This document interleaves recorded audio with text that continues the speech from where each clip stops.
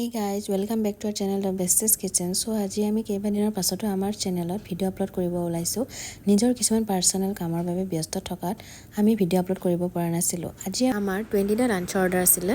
এয়া আমি ৰাতিপুৱা বজাৰলৈ গৈছিলো। তাৰে কেইটামান ক্লিপ আপোনালোকক দেখুৱাই দিছো।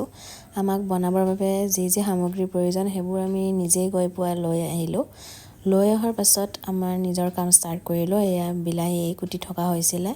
বিলাহীৰ লগতে আমি আদা নহৰু দাইল তিয়াই ৰাখিছিলোঁ। বিলাহীখিনিৰ আমি পেষ্ট বনাই ল'ম। এয়া হৈছে আমাৰ বইল কৰি ৰখা পৰ্কখিনি। পৰ্কৰ পৰিমাণটো কম আছিল যে সেইকাৰণে ইয়াক আমি ফাৰ্ষ্টতে বনোৱা ষ্টাৰ্ট দিছিলোঁ। পৰ্ক বনোৱাৰ লগতে আমি একেলগে ইয়াতে মিক্স ভেজখিনিও ষ্টাৰ্ট কৰি দিলোঁ। এয়া আমাৰ হৈছে পৰ্ক কাৰী আছিল অৰ্ডাৰত। এতিয়া মই বনাম আপোনাৰ দাইলখিনি কুকাৰত। এয়া 15জন মানুহৰ কাৰণে আমি চিকেন আনি থৈছিলোঁ।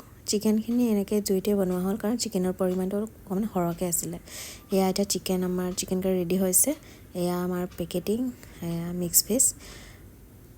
এনেকৈ আমি সৰু সৰু কণ্টেইনাৰত চিকেনটো দি পঠিয়াইছিলোঁ। এয়া ভাজি আৰু এইখিনি হৈছে আমাৰ 5টা পৰ্ক থালি। এয়া আমাৰ পেকিং ৰেডি হৈ গ'ল। এতিয়া আমি দুজনীয়ে মিলি গৈ আছিলোঁ ডেলিভাৰী কৰিবলৈ খ্ৰীষ্টান বস্তি।